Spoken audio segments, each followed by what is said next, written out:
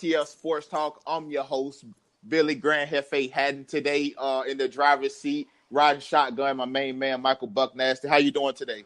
I'm doing great, man. It feels a little bit different being in the passenger seat, but you are taking the wheel. You're driving safe. 55. Set. You have the cruise set. It's beautiful. Hey, that's how my daddy do. My daddy drives 5 miles under the speed limit. That's why he leaves an hour early to get anywhere. He does not speed, and it's aggravating. The only guy I know that doesn't speed. But we got a good show for y'all today, man. Big news coming out of the NBA. Big news coming out of the NFL, and obviously Super Bowl Sunday is obviously this upcoming third. So we're gonna get some Super Bowl picks coming up today. But let's go ahead. Start with the breaking news out of the NFL yesterday. Kristaps Porzingis told Knicks management that he wasn't happy with the way the organization was going, yada, yada, yada. Next thing I know, 15 minutes later, I get a tweet from Adrian Wojnarowski saying that he's been traded to the Dallas Mavericks. What do you make of this trade? Well, and was it a surprise to you? Well, it is not a surprise because if you remember about a month ago when the Knicks were supposed to play in Turkey or London or something like that. I can't remember where they were playing exactly. He did not want to travel overseas because he had that there was something to do with that was Cantor. Oh, that was Cantor. Oh, okay. Yeah, because Cantor he's having his legal issues with the Russian government. He think that the guy's trying to get him killed. Right.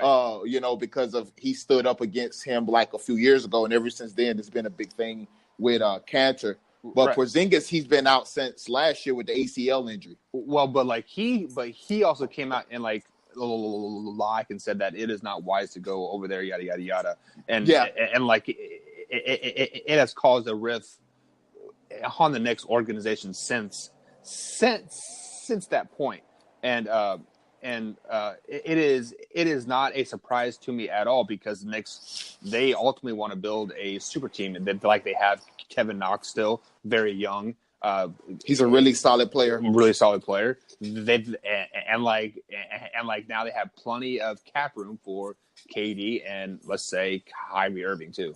Yep, I'm right there. I actually thought that this was a shock to me, honestly. And it's a shock to me because from reading reports and listening to Adrian Wojnarowski talk about this and listening to Stephen A. Smith talk about this, Porzingis kind of always wanted to be out of New York. And it's funny, right? Because, I get on Instagram and, the Knicks fans are burnt.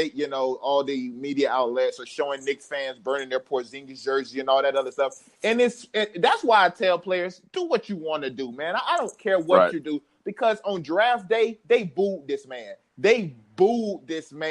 It felt bad. You think about, right? You finally get to achieve your dream, doing what you work hard for your whole entire life, just to get your name called, and the fan base boo you. And then, now we love you. And then now we want to burn your jersey again. You didn't even want this man to be on your team from the beginning. When they drafted him in 2015, you guys didn't want him, but now you want to act all butthurt about it. Y'all didn't even know who this man was, and then you wanted to boo him before you even gave him a chance. I'm glad he left. New York deserves. They get exactly what they deserve. A little piece of me also don't want Anthony Davis to go to the Lakers because I hate the Laker fan base. The Knicks and the Laker fan base feel as if they supposed to get superstars. Like we're the basketball mecca. And I hate that idea because most of the people that's watching basketball now, most of these young kids that's playing basketball now, watching basketball, they don't even remember the Lakers and the Knicks or the Celtics and all these other teams being good. So, but to the trade, it did shock me, that especially the fact that they got it done so quick. Mike, it was report from Adrian Wojnarowski. Kristaps meet with Knicks general manager or front office, express his concerns that he don't like the way that the organization is going. Literally 15 minutes later, breaking news: Kristaps Porzingis has been traded to the Mavericks. But also on the other hand of that, it kind of seemed like the Knicks kind of already had a deal in place for these guys because they're trying to deal with Anthony Davis, and then there were reports coming that they were talking to the Celtics as well. So they were looking to move these 3 or 4 guys. Yeah, per yeah. report, they was already on. They had already had Kristaps on the trading block. If you remember, Mike, the only way that they could have got the Anthony Davis deal done was if they included Porzingis in that. So he was already on the trading block. They was already, according to reports, the Knicks were already aware of Kristaps' displeasure that he didn't want to be there. So they were already shopping him, and I think that's why the deal was done so quick. But the only go ahead. The only thing I'm really, really shocked about is that it did happen so fast, and they didn't try to pursue Anthony Davis more if they really wanted him that bad. Well, they knew they had no shot at Anthony Davis, Mike. You know, I came on here and I said that yesterday. You know, everybody's been talking about the Knicks for Anthony Davis, trading for him. And I just didn't see that happening because why would the Pelicans want to trade for a 7-footer coming off an ACL injury that we don't know how he's going to perform? Yeah, Boogie came back, and that's good. That's Boogie. Just like Adrian Peterson came back in 8 months and ran for 2,000 yards. Everybody can't do that. So I'm not sure the Pelicans wanted to deal with the Knicks on that face, being Porzingis was going to be the package guy, and he hadn't played since last year. And who else are you going to package with him? The Knicks don't have that many draft picks to send over to the Pelicans. You know? Yeah, like, and if you want to be totally honest, the Pelicans really don't want to deal with anybody. No, and the Knicks are, supposedly Wesley Matthews and DeAndre Jordan and Dennis Smith, the 3 guys that Dallas sent over to the Knicks along with picks and all of that other stuff. I think they have like a 2021 protected pick and then a 2023 1-10 protected pick that they're sending to New York. But the Knicks want to lose, which is the reason why they're going to try to reach a buyout with Wesley Matthews and DeAndre Jordan. Houston has been rumored to want to pick up Wesley Matthews if he does reach that buyout, because the Knicks don't want to keep winning. They want to get that first pick, because if they get the first pick, guess who's the first pick? Zion. Now, you get Zion. I'm not sure if he's going to be a great NBA player or not. He's pretty one-dimensional to me right now. But he'll be must-see TV, though. Yeah, he'll be must-see TV, and it's the Garden. So who wouldn't want to come see Zion in the Garden? And then if you get Zion, there are hopes. Maybe they can get Kyrie. And then if you can get Kyrie, well, that's the one track that you need to go get Anthony Davis. And the Knicks are already right there with those 3. I think they'll already be a better team in the East, with Kawhi wanting to move West Coast. And if Kyrie does lead the Celtics, that means that weaken that Celtic team. So I think if all the pieces fall right for New York, which I don't think it will, they'll be a decent team. And just before we move forward to the next segment here, I've never really wished ill will on NBA teams, but now I'm wishing ill will on 3 NBA teams: Celtics, Knicks, and New Orleans. Man, the list is grown, man. Bold words from old Buck Nax over here. And on that note, we're going to switch gears, moving to the NFL. There's reports coming out yesterday saying that Jason Garrett will not be extended this year. This is his final year on his deal. Jerry Jones wasn't willing to commit short-term or long-term to Jason Garrett. Does this mean that Jason Garrett has coached his final days? This will be his last season in Big D? I would say so, because if you remember about week 11 or 12, they were talking about an extension and like they were going to keep him for the long term, 5 or 6 years. But then things started to happen.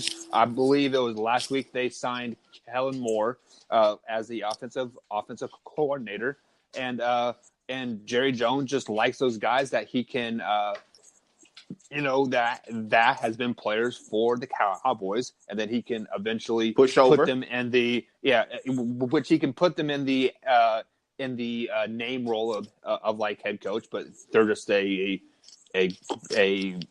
overpaid offensive coordinator still, because let's be honest, Jerry Jones wants to be the owner, general manager, head coach, and offensive coordinator all at the same time. And I feel like Jason Garrett, after the success that he has had this season, he might be starting to grow a little bit of spine in him, and saying, hey, this is the stuff we need, and Jerry Jones isn't liking that too real much. Well, so I don't know for if Jerry it's Jones success. to go back on his well, but like he is starting to say, hey, this is what we need to be successful, and Jerry Jones doesn't like that because if you remember back in Week 12, Jerry Jones says, "This is my coach. We're going to sign him to an extension." Yada yada yada. So Yeah, I get that. I don't know if he's seen his last days in Big D. I mean, who else would you get that's going to be a head coach of the Dallas Cowboys to put up with Jerry Jones? Mike McCarthy. I don't know if Mike McCarthy will be willing to do that. I think he's already just left an organization where basically the player was running the organization. The player got him fired. So I don't know if Mike McCarthy will be willing to go back into another micromanager situation where Jerry Jones is in charge of, or Stephen Jones is in charge of picking the players and all this other stuff. Mike McCarthy, I think, has earned his right in this league to kind of be in charge of his own staff. I mean, the Browns basically let Freddie Kitchens in on every coaching hire that Dorsey was going to do. So for me, if Kitchens earned that right, Mike McCarthy definitely do. But I don't know if he's seen his last days. This is Jason Garrett. This is Mr. 8-8. If he wasn't getting fired during all of those years, there's no way you can fire a guy after making the playoffs. A guy who's been there for you this whole time. A guy that listens to everything and your every demand. Don't give you any pushback really. I don't know if he's seen his last days, but I think if he doesn't make the playoffs this year, I think his job could be done if he doesn't make the playoffs this year. Only.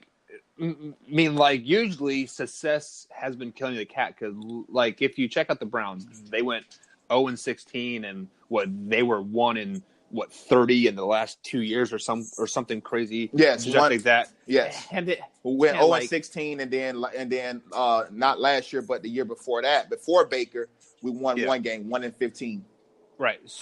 So then Hugh Jackson won a couple games, and then all of a sudden the Browns weren't happy with his performance. You can be 1-32, but yet Mike, but that was 3 games the next year. That was a tad bit different situation though, because it was a fight internally between Hugh Jackson and Todd Haley on who was going to do what. So when they fired him, that's why they went ahead and fired Tom Haley as well, because Todd Haley was a part of that problem. He wasn't progressing Baker Mayfield, So at that point, Baker Mayfield is the face of this franchise. We drafted him number 1 overall, and now we got a head coach and an offensive coordinator that's fighting amongst themselves, and our asset that we're going to be paying millions and millions of dollars to is not progressing. So that's why they got Hugh Jackson out of there, not because, whatever. It was because the internal fight between him and Todd Haley that went back all the way to Hard Knocks. Yeah, and then just to add to that point, maybe Jerry Jones is seeing the same thing in Jason Garrett. Possibly. He is paying he's playing Zeke and Dak all this cash, and they are just as good as they were their possibly sophomore season. So they aren't really progressing as they should. Being the all-stars that they are, the Pro Bowl, like the Pro Bowlers, etc. So they need somebody in there to progress those guys. I don't know if Kalen Moore is the answer to that, but obviously Jerry Jones thinks that. So I give Jason Garrett one more season tops. If they don't go to the Super Bowl, he is probably out. Well, those guys, Mike. Those guys is normally the best coaches, the best coordinators, the guys that never really was good. They were okay, but those are the guys that make the best stars. Look at Trent Dilfer. Trent Dilfer wasn't good at all, but if you listen to Trent Dilfer talk, if you hear his football knowledge, these are the guys. Because guess what, Mike? All they're doing is studying. That's all they do is study. And guys normally guys like Tom Brady, Michael Jordan, those guys make terrible coaches. Why? Because they're so good. They only used to just doing it. They ain't used to teaching nobody. I'm just good at doing what I do. The guys that's sitting back on the sideline, the Kellen Moores, the Sean Paytons, the Sean McVays, those are smart guys. Why? Because all they have time to do is sit back and do X and talk X's and O's, and that's why they make good coaches. Are you saying Kalen Moore is going to lead the Cowboys to the Super Bowl? No, I'm not saying that. But what I'm saying is their offense could possibly be a tad bit better because he's a younger guy. He knows more I think of the newer schemes. Turned 30. Yeah, I mean, you think about Kellen Moore. So. I just was watching him play at Boise State, a few years ago. And he's only been in the league for a few years before now, he's a coach now. Well, there's a reason for that. The Browns hired an ex football coach as their quarterbacks coach. That's the wave because these guys are younger. These guys are the X's and O's guys. So, no, I'm not saying that he could take them to the Super Bowl, but I think their offense is going to be better with him than it was under Scott Linehan. That's all I'm saying. Not saying that that's any better, but I think we're going to see a different Dak Prescott going into next season because he got somebody that he can relate to as a quarterback, Well, not saying he's going to be good, but I think he's going to be a little bit better. Let's definitely hope so because I believe that this is his final year of his rookie deal, if I'm not mistaken. Well, so let's hope he not. could definitely find his way out, and then you could have another rookie quarterback situation in Dak ain't Cowboy going land. He's not going nowhere, Mike. He's too young. They're gonna, even if they don't give him a contract, they'll probably do him the same way that Jacksonville did Blake Bortles. We'll give him a 2-year deal and see how he performs. And if he does good, then we can always give him an extension. But no way, 24 years old, 25 years old, whatever Dak is, no way they giving up on him this soon. Especially he's made it to the playoffs 2 out of the 3 years that he's been the starting quarterback. Yeah, I just don't see that. Even if the Cowboys they draft Kyler in the next round, they won't. Kyler Murray is going in the first round. The Dallas Cowboys won't see a Kyler Murray. They may see a Drew Lock or whatever, but they won't see Kyler Murray. Kyler Murray will be a first round quarterback as long as he answers everything right at the Pro Bowl. We know his measurables are going to be small, but as long as he plays how he's been or do what he's been doing all year long, Dallas Cowboys won't see Kyler Murray at all. Mark his words. Yeah, switching gears back over to the NBA. I don't know, Mike, if you've seen the first trade offer that the Lakers sent over to the Pelicans, but there was reported there were 5 different trade packages that was offered at the time, but one stood out. This is the one that's really been reported after Dell Demps decided to take the Lakers phone call because he's been ignoring them. But Petty. Yes. But the trade offer it was Lonzo Ball, it was Kuzma, Brandon Ingram, Zubac, and a first-round draft pick. If you was the New Orleans Pelicans, is that a good deal? Well, I have seen reports where like LA has said everybody is on the trade is on the table except for LeBron James. Yeah, the obvious. So, like, why don't you try to get some more assets? Like, hey, why don't you throw an extra player in there or like an extra pick? Because clearly they want Anthony Davis for some big deal. They are willing to throw everything at this guy. They are willing to sell off the team just to get this guy. So clearly they have a master plan in the works. So as we've been saying, the Pelicans have been kind of petty this whole time. Why not try to get a little bit more? Well, you have to also think about cap room, salary cap situation. You're not going to be able to get everybody because the trade has to work for both teams in order for that to happen. And if you're the Pelicans, would you want to get more? Honestly, Mike, if I'm Dell Demps, I don't want to do business with the Los Angeles Lakers. Why would I want that Lakers team? Guys that couldn't make it to the playoffs last year, 35-win team. And then when LeBron first got hurt, they were in the 4th seed. Now, before he came back last night, they were in the 9th seed, about to be the 10th seed if they had dropped that game to the Clippers, which I think if they didn't have LeBron, I think they probably would have dropped that game and would have been in the 10th seed. So do I want those guys or do I want some guys that made it to an Eastern Conference final and battled that man that we say is the best player on the planet into a game 7 away from going to the NBA Finals. It makes more sense for them to do business with the Pelicans. The problem is with that is the Kyrie domino and the reports. Anthony Davis is only going to re-sign 1 year. That's what everybody, all the GMs have been getting from his team and his camp. He's only going to sign 1 year. So I think that's the one possibility that could hurt the Boston Celtics. But if I'm Dale Demps, the GM of the New Orleans Pelicans, why would I want to do business with the team that I feel undermine me? Well, if you don't want to deal the business with LA, why don't we try to work out a 3-team trade? I've heard that possibility as well. I mean, like, I don't know who the other player might be. It could very well even be the Celtics could come into play here as the third opportunity here. But why would the Celtics want to do that if they're not going to get Anthony Davis? If Anthony Davis is going to go to the Lakers, why would the Celtics want to give any pieces to help the Lakers be any better? I don't see that happening. Yeah, I mean, like, I don't see it happening either. But we've seen more maybe the weird Bulls. things. Maybe the Bulls. I mean, we've seen very, very weird things happen in these trades. Yeah, but I don't see that happening. I don't see that. People get desperate. I don't see that happening. I've also heard, I was reading a report here, and they were saying that Oklahoma City might be a possible third.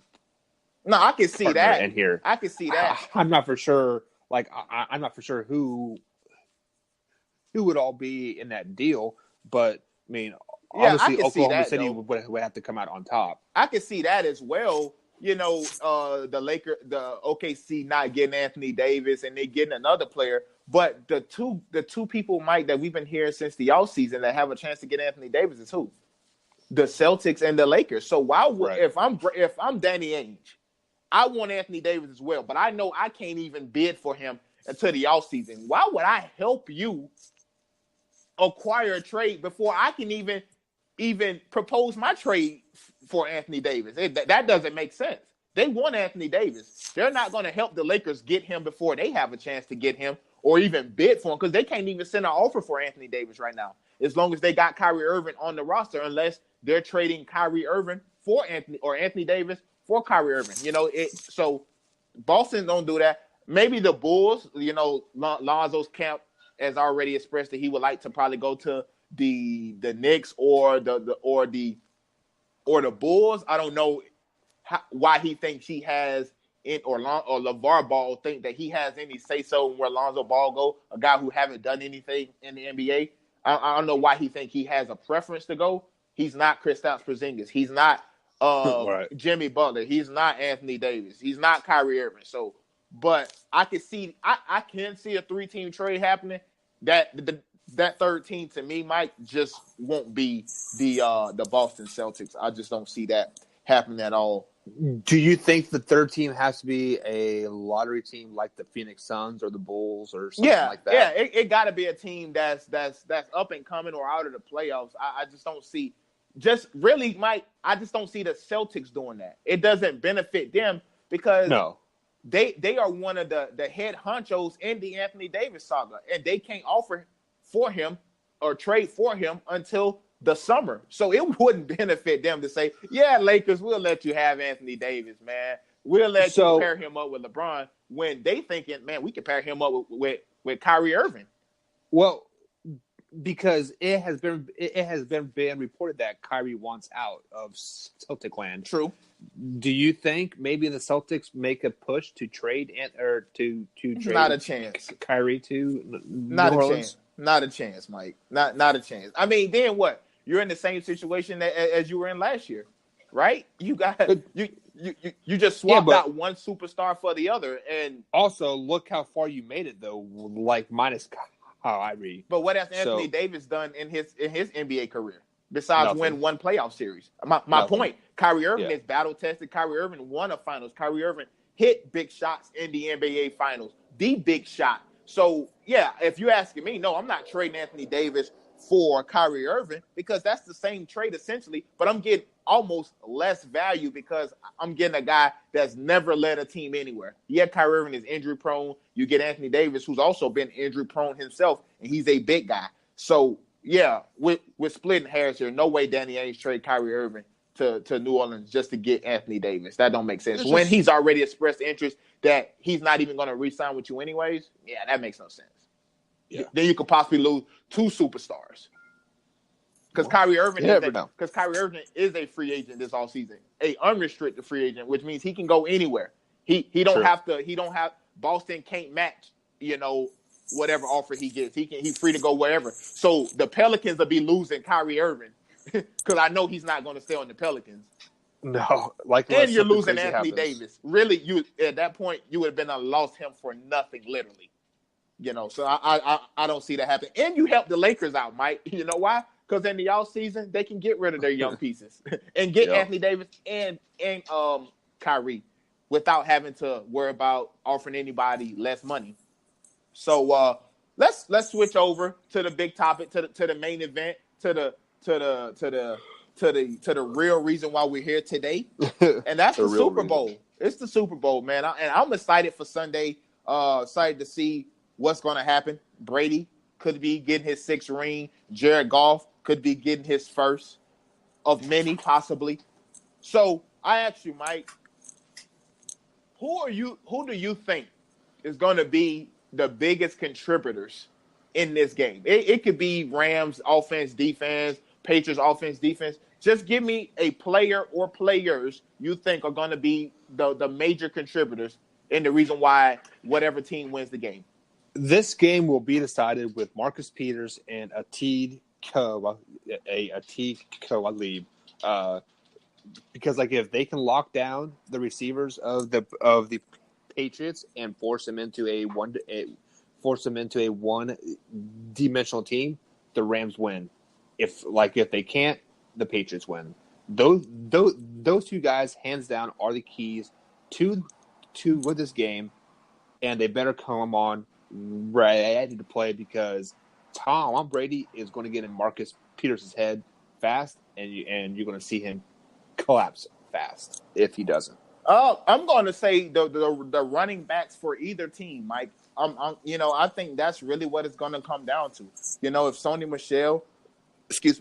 Michel and James White can come out, and Sony Michel is running the ball hard from the start, and James White is catching every third down, first down pass, known to man, like he was doing last week and against the Los Angeles Chargers. I think this could be a very, very long day for the Los Angeles Rams. Now, on the flip side of that, if Todd Gurley and C.J. Anderson come out and running the ball like Todd Gurley can do, the 21 touchdowns that he have on the year total, receiving and touchdowns, C.J. Anderson can be the 140-yard or game guy like he's been since he came over in Week 16 to the Los Angeles Rams. Then the Patriots is Katie by the door. You can almost book this, that this is going to be a Super Bowl win for the Rams. So I think each team running game is going to be key to and instrumental to victory. We know if the Patriots can control the ball, run the ball, that means they're controlling the clock. That means they're keeping the ball out of Jared Goff's hands. That means when fast-paced offense are not able to get the ball or they get in limited chances, the rate for success goes down. You're cold. You're sitting on the bench. You're not moving around. So in terms that help Brady, that helps them linebackers wanting to come up now to stop the run, and that Brady does what he does best and throw the slant route right behind him. So same for the Rams. Todd Gurley come out and he do his thing, and C.J. Anderson do his thing. The play action pass is going to be there all day long. It looks like he's going to be doing a 7-on-7 with no defensive push and no defensive rush. So I think the run game is instrumental for both teams here in order for their success to win Super Bowl 53. So without further ado, Mike, who wins the Super Bowl? Why? And give me a score. Well, as much as this hurts me to say, I'm going to say the Patriots win this Super Bowl because they have played a team just like the Rams, not once but twice, and that is the Kansas City Chiefs, and they've beaten them twice. So they know how to shut down a high-powered offense. They know how to keep the ball out of their offense's hands, and they've been successful against mediocre defenses just in those games as well. Just like what you alluded to, and in the game on the ground, I think the Patriots are going to have a very, very strong game on the ground with Sony Michel. I anticipate him getting two, maybe three scores, and then Tom Brady is going to slant you to a death. We saw it against the Kansas City Chiefs. The Chiefs knew it was coming, and they could not stop it. And I don't think the Rams will either. So the final score is going to be 28-24. I'm going to go on the opposite side of this, and I picked against the Patriots all year. This postseason so far, and I've been wrong 2 times. Picked them against the Chargers, lost. Picked against them against the Kansas City Chiefs, they lost. This time, I'm picking them to lose against the Los Angeles Rams. I honestly, to me, Mike, third time's the charm, huh? Third time's the charm, but I just feel the Rams have been that team all year long. You know, this is who they've been. They've been the team that most people penciled in since week 2 to be in the Super Bowl. And they're here. I think they're going to be ready for this moment. I think Sean McVay is ready for this moment to call plays in the Super Bowl. I had Chris Thompson, Washington Redskins, on the show yesterday, and, you know, he said as much. He said he's looking for Sean McVay to do something good. Obviously, Sean McVay was the offensive coordinator in Washington before he took the job in L.A. But I think they're ready. I think Todd Gurley is going to have a big day. I think C.J. Anderson is going to have a big day. I think Jared Goff is going to have 3 touchdowns in this game, Mike. I do believe that. Brandon Cooks will have 1 touchdown in the Super Bowl. He's going to be looking to avenge what he did. I think that front 7 for the Los Angeles Rams is going to be able to get a hold of Sony Michel. I think they'll have a little bit of problem with James White coming out of the backfield, but who don't have a problem with James White coming out of the backfield? Exactly. I think Ndamukong Suh, Michael Brockers, Dante Fowler, Aaron Donald, I think those guys will get a big enough push to stop Sony Michel. And now it's up to the linebackers, you know, Middleton and Barron. It's up to those guys to do their job. I think in the secondary, Mike, I think this team matches up a lot better with the Patriots than the Kansas City Chiefs did. The Kansas City Chiefs have no defensive backs that I care about outside of Eric Berry. And, you know, he can only do so much. He normally guarding the tight end. This team is 3-4 deep at cornerback. A lot of people didn't really know who Nickell Robey-Coleman was before that game the other day. This guy is a really good corner. You know, he's played some top-notch football in his career so far. We got Akeem Talib. We got Marcus Peters. So all of those, they can guard you at least four wide receivers along the perimeter with Nickell Robey-Coleman, Sam Shields, Akeem Talib, and they have Marcus Peters. So, and then Marcus Joyner in the backfield playing safety. I think they are better suited, Mike, to play against this Patriots team than really any team that they played against so far in the postseason. And they probably don't even have the best defense out of the crew. I think the Chargers had the best defense. We're just talking about matchups where they can match up all along the perimeter with a New England. I got the Rams winning this in a tight one, Mike, 30-27. I mean, you can talk matchups all you want. 31-27. I mean, but still, you can talk matchups all you want.